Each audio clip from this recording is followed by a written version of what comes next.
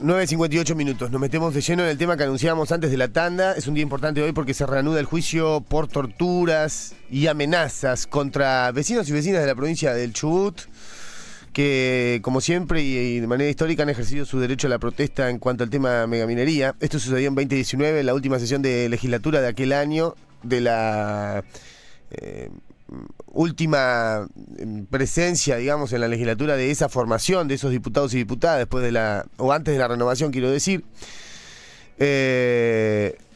La policía, según denuncian, se zarpó, realizó detenciones sin justificación, y como escuchaban recién ahí, a dos de los denunciantes, torturas y vejaciones que debemos repudiar y difundir para que esto no suceda y haya una respuesta ejemplar de la justicia alguna vez. Para eso vamos a hablar un ratito. Se hizo la pausa, salió de la audiencia Noelia Silva, que está en línea y va a charlar con nosotros sobre este tema. Noelia, ¿cómo va? Fabricio acá en la Muncura.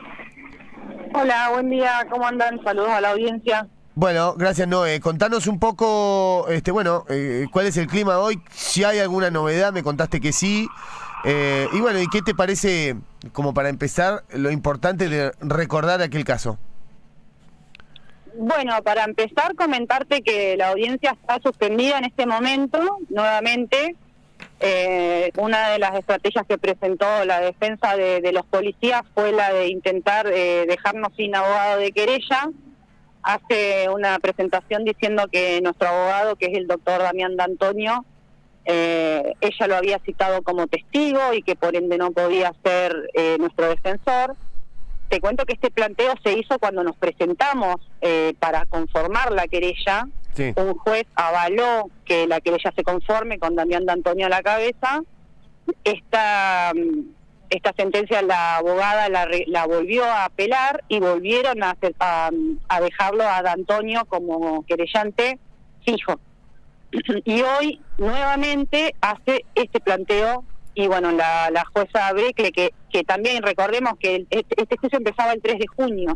Sí. Y la abogada de los policías recusó a la jueza por supuestamente entender que era parcial hacia nosotros, cosa que no es cierto. Digamos que son todas estrategias de dilación, ¿no? Como sí, para alargar el proceso, para generar suspensiones y demás. Eso es lo que está pasando ahora.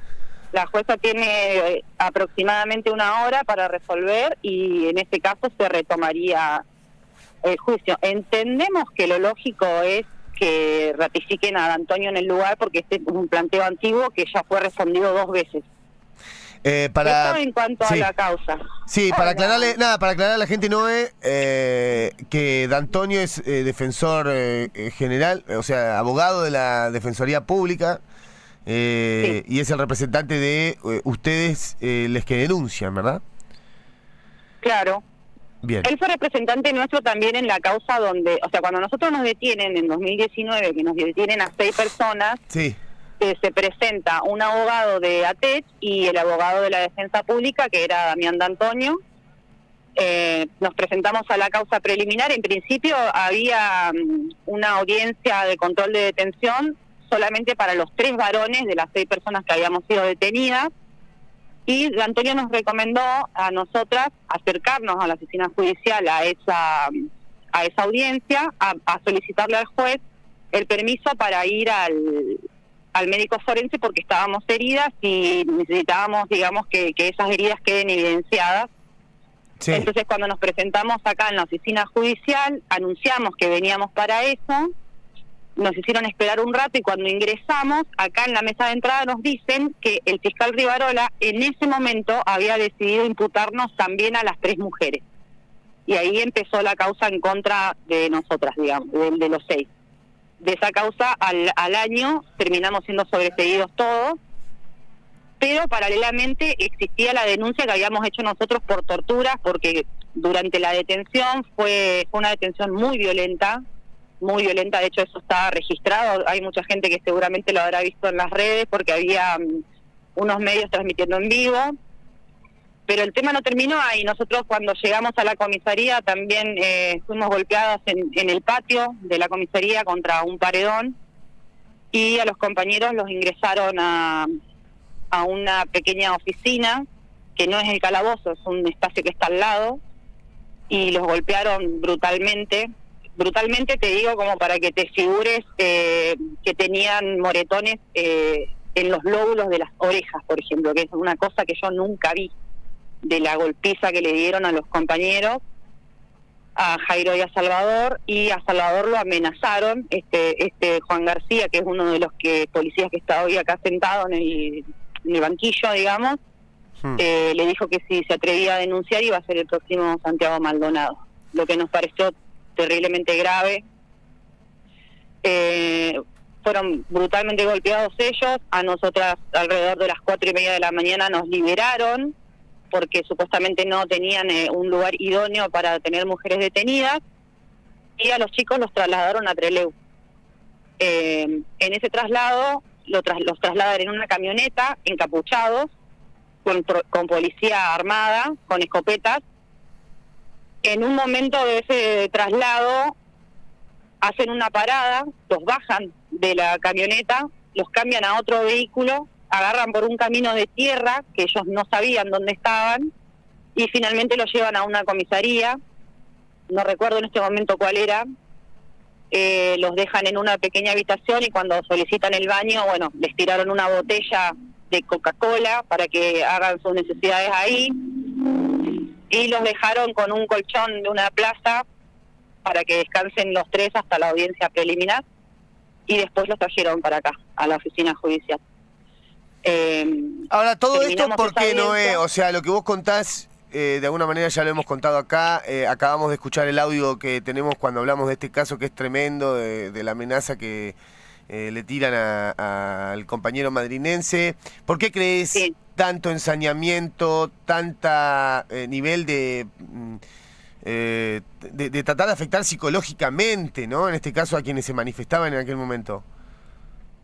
Yo creo que son cosas que hacen porque pueden, Fabricio, la verdad, porque en realidad esto se visibiliza en este caso porque era una movilización, pero esto la policía lo hace todo el tiempo con los pibes en la calle. O sea, no es una novedad, pero también entendemos que ellos creen de alguna manera que hay algunas personas que son como referentes, entonces hacia esas personas apuntaron, ¿entendés? Fíjate que las personas que fueron detenidas, que fuimos detenidas, somos todas personas que estábamos muy visibilizadas y que estábamos muy activas en ese momento.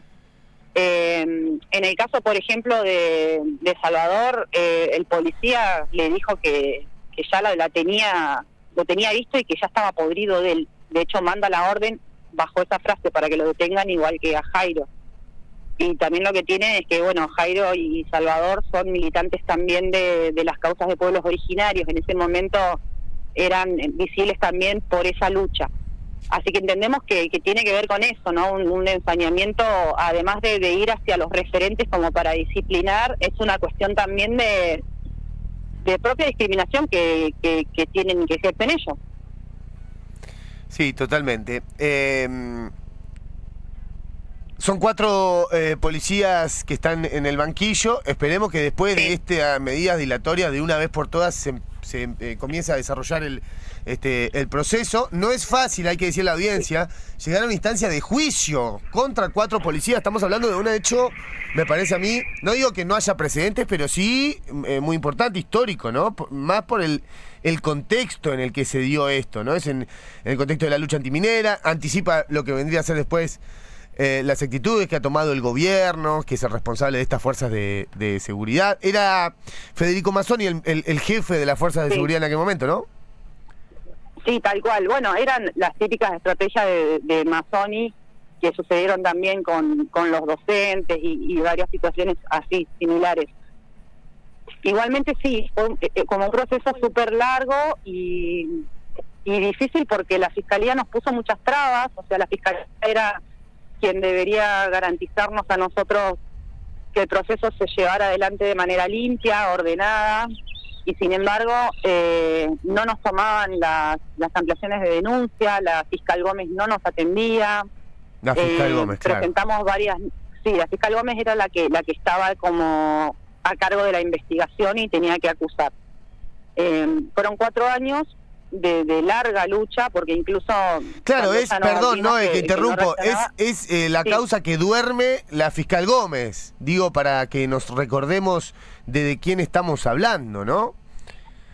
Sí, es una mujer que ha tenido un desempeño bastante funcional a lo que es el Estado, sí, y a las prácticas represivas, digamos. Ella es realmente ahí sí podemos hablar de parcialidad, claro, y de una grave falta al cumplimiento del funcionario público, porque no hace las cosas con la debida diligencia, o sea, no se maneja, digamos, de manera neutral, ¿viste?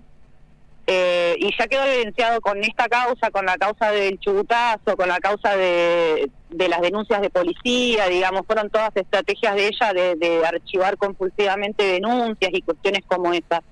Sí. Nosotros nos presentamos al Consejo de la Magistratura, le hicimos una denuncia por incumplimiento de funcionario público y por no cumplir con la debida diligencia, y también se le hizo una denuncia penal que la presentó Juan Salgado.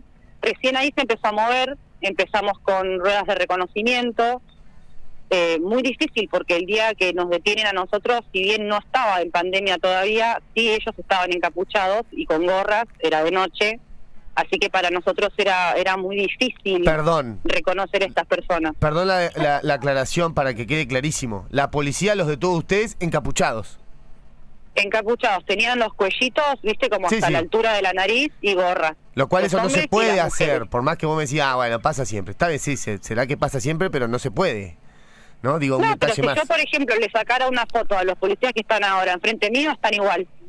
O sea... ¿Qué querés decir? Digamos que los verías que se manejan de esa manera, tampoco, que también lo denunciamos millones de veces, no están identificados como corresponden. No solamente no una práctica nombres, habitual esa no es una práctica habitual de la policía del Chubut, que recuerda prácticas de la peor época de nuestra historia argentina, ¿no? Autos sin identificar, tareas de inteligencia ilegales. Bueno, está todo documentado eso, ¿no? Cómo se infiltran en las marchas para marcar después a quienes van a detener, a quienes van a parar en la ruta, a quienes le van a iniciar causa. Digo, ese es el manejo de la policía del Chubut. Sí, de hecho, bueno, una de estas personas que estamos llevando a juicio, que es Juan García, ha tenido varias participaciones en causas contra militantes, ya sean docentes, ambientalistas o lo que fueran, donde ha sido, digamos, el testigo estrella, ¿no? El que aportaba detalles muy específicos, claramente inventados, digamos. Por ejemplo, en el caso de Matías Yerlo, que fue hace unas semanas atrás, la única persona que lo cita a Matías en el lugar cometiendo una acción delictual, entre comillas, es el propio Juan García, digamos, que es una persona que ha sido funcional no solamente para torturar gente, sino para la oficina judicial, para la fiscalía, claro, para presentar testimonios que le sirvan para condenar militantes. O sea, no es ningún boludo, o sea, no es un distraído, digamos, una persona funcional y que le estuvieron cuidando el culo un montón de tiempo. Y bueno, por alguna razón, o laburamos muy bien nosotros, o le soltaron la mano, pero bueno, hoy lo logramos sentar en el banquillo de los acusados, porque de hecho esta persona tuvo muchísimas denuncias por abuso de autoridad y por lesiones, y han sido todas archivadas por la Fiscalía. Están escuchando a Noelia Silva, es una de las denunciantes. Hay que tener ovarios para denunciar a la policía después de haber sido torturada, después de saber de que estás marcada, que saben dónde vivís. Somos una provincia chiquita, con pocos habitantes, muy desmanejada, me sale decir, como digamos a la deriva, o con algunos dirá con mucha intención, este manejo que se hace de la policía. Claro, bueno, ahí va. De la policía, así que... imagínate lo que hay que tener para encarar un proceso de estos, con el desgaste, con el tema de lo que afecta a la salud de cada persona que tiene que atravesar por esto, que es donde hay que poner la atención ahora, ¿no? Después de lo que pasó con el chubutazo, con la iniciativa popular. Bueno, ahora el tema está en la justicia y con los antecedentes que hay, ¿no? Digo, Noé mencionó algunas causas en donde fueron condenados Matías Sherlock, esa causa que mencionó, tiene que ver con la condena con un docente, Goodman, y la otra docente de Sarmiento, que no me acuerdo el nombre ahora, también fue... Estela Juárez. Estela Juárez, digo, después de intentar pasar la megaminería, de la represión durante aquellos días, viene la pata judicial de esta conga y la invisibilización mediática del tema, ¿no? No es común que 4 policías vayan a juicio en Chubut, pero el tema no existe para los medios locales, salvo algunos, ¿no? Mira, a nosotros nos sorprendió que cuando inició el juicio, el 3, que era, digamos, la fecha de inicio principal, salió en la tapa del Jornada y salió la foto de los 4 policías. Eso nos pareció raro. Por eso te digo que de alguna manera tal vez estas personas han perdido el apoyo que tenían o parte de su impunidad. Lo que sí queda claro es que tienen una connivencia con la Fiscalía importante y de hecho lo han dicho, o sea, ellos trabajan con nosotros. Esa es la frase que han dicho en más de una oportunidad. ¿Cómo dijo? La propia Fiscalía, que ellos trabajan con nosotros, o sea, la Fiscalía asegura que trabajan en equipo, digamos. Entonces, está más que claro. Por ejemplo, en un momento se recusó el ayudante del fiscal, Geuquemán. Él empieza con la causa contra nosotros cuando este propio Juan García nos acusa de lesiones, acusa a un compañero de haberle fracturado la cara. Geuquemán se tuvo que recusar por ser amigo personal de Juan García. O sea, ¿entendés? Son amigos ellos, básicamente. Y de hecho, cuando se hizo la audiencia preliminar el año pasado, en diciembre, que nosotros nos presentamos con la querella y también se presenta la Fiscalía pide directamente el sobreseimiento de los 4 policías diciendo que no hay delito. Y gracias al trabajo de la querella y un trabajo arduo nuestro también con el tema de los expedientes, de buscar... Sí, claro.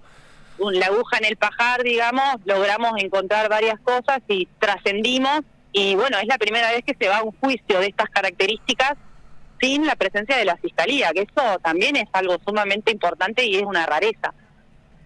La verdad Así que nada, no, la peleamos muchísimo. La verdad que para destacar, hay varias cosas que se me vienen a la cabeza para agregar, porque no le fue gratis al Ministerio de la Defensa Pública tampoco hacer su trabajo, porque no estamos destacando ni más ni menos que están haciendo su trabajo. Lo que pasa es que en Chubut hacer su trabajo hoy parece de subversivo, ¿viste? Voy a usar esa palabra a propósito.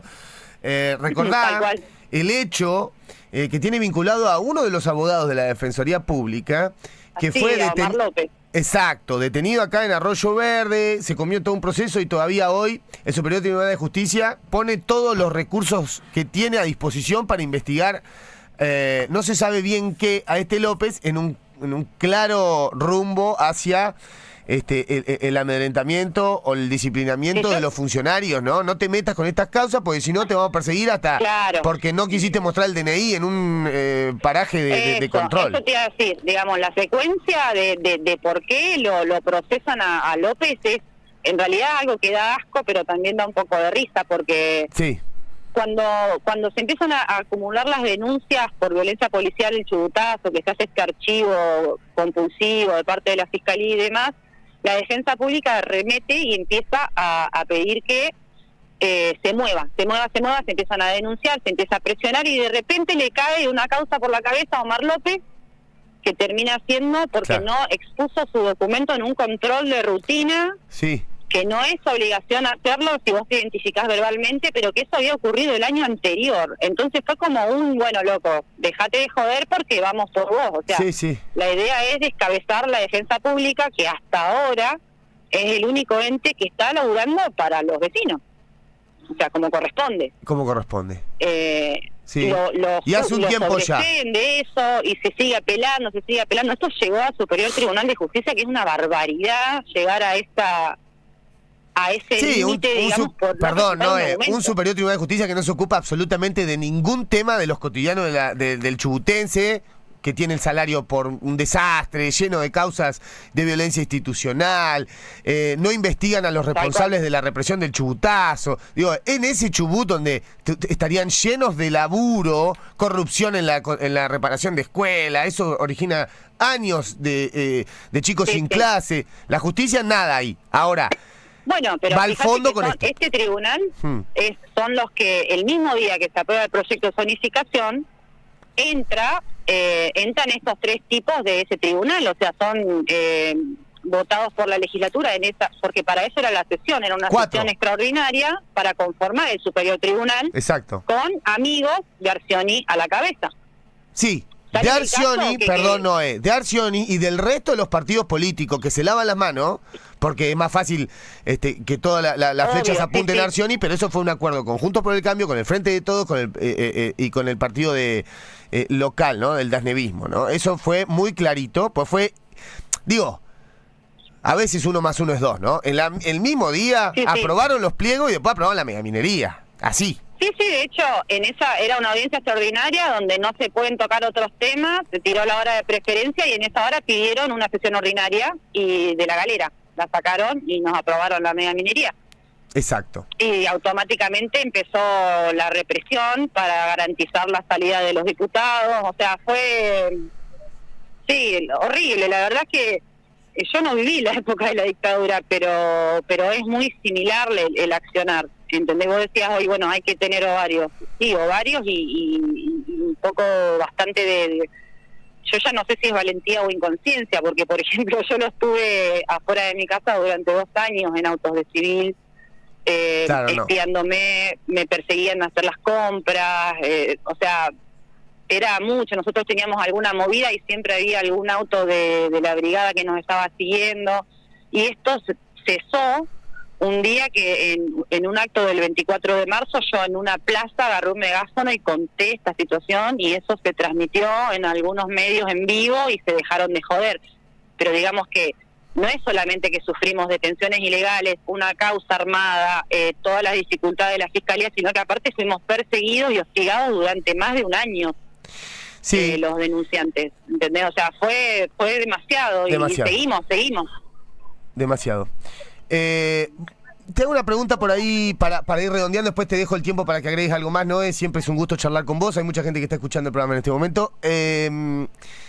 ¿Cuánto calculan, cuando ya llega a la instancia de un juicio oral y empiezan a desarrollarse las audiencias, no tarda demasiado tiempo en arribar a una condena? Puede ser 1 semana, 2, salvo que continúen las medidas dilatorias, pero una vez que fluya, si es que alguna vez fluye, ¿en 1 semana, 2 debería haber una condena?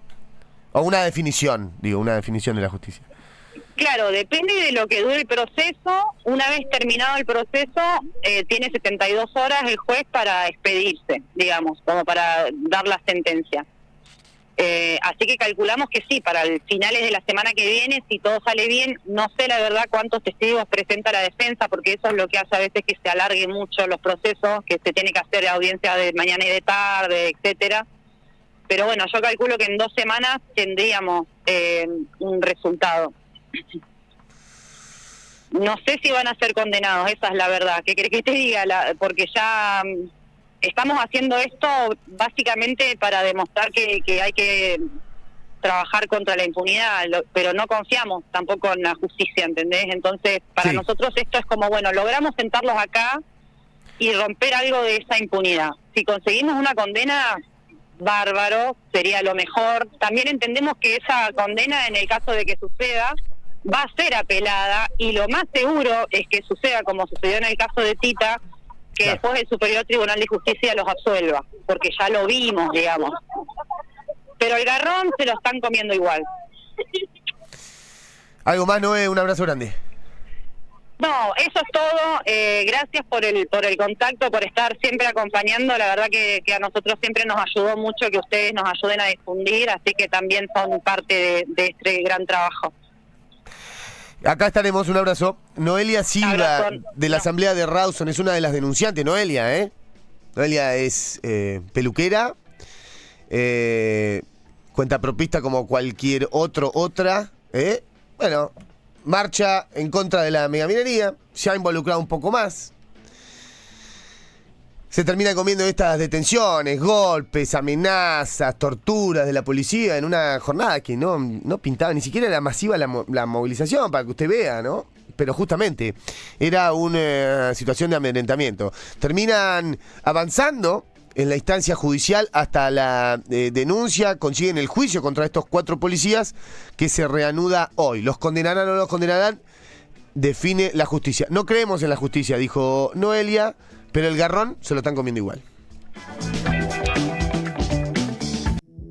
Desde Obreros Unidos, 1201, Ciudad de Puerto Madryn, Chubut,